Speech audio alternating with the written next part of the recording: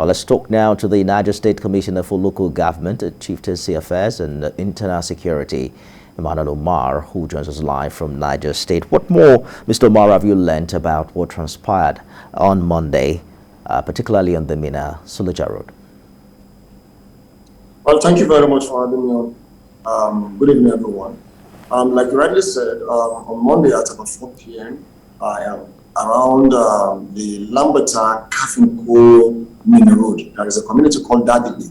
Some armed bandits were seen, sighted, and they moved around on the road, attacked the fuel vendors that were on that road, and on their way back, because there was a vehicle that made a detour, a security vehicle that made a detour, they kidnapped 2 persons, shot 1 cyclist down, and took off through the same route that they came out from.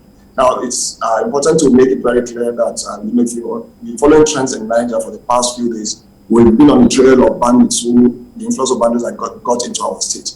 So the assumption is that probably these were bandits that were crossing over, and they met that on that road intersection, took advantage of the situation, attacked and picked the citizens as ransom. But our security forces gave them a hot chase into the community, and they abandoned about 5 motorcycles. It was 4 initially seen, but later we saw 1, and one of the abducted victims was released in the pursuit. But Mr. Umar, are you surprised that the bandits operated for close to 2 hours before any military intervention? What's been done by the Niger State government for more prompt response on the part of the military? The bandits did not operate until about 2 hours. Normally, when an incident happens like that, people will be scared to move. So that created a gridlock on the road. It happened there was an eyewitness who was a security personnel. In fact, he was the first to raise an alarm, and he was with us. He did a detour. It was when this vehicle was doing a detour and they saw the vigilante coming up on a motorcycle, because it's a busy road and it was a busy day for us. And so they opened fire on that motorcycle because they saw the vigilante coming, and unfortunately we lost they are riding the motorbike.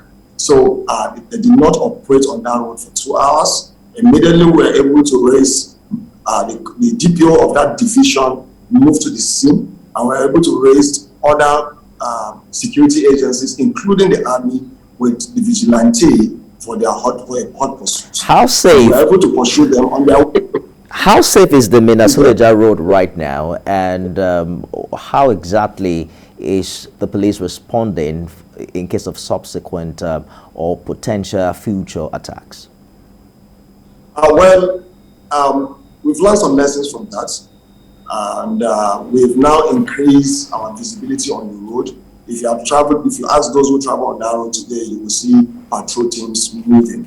And I was on that road yesterday. By this time I was on that road. This morning again I was on that road to ensure increased visibility of security men on that road. So that road has presence of security men. It's one of the busiest roads that you can find within this part of the country. So what happened yesterday, it's as a result of this hot chase that we're pursuing these criminals from all over the states.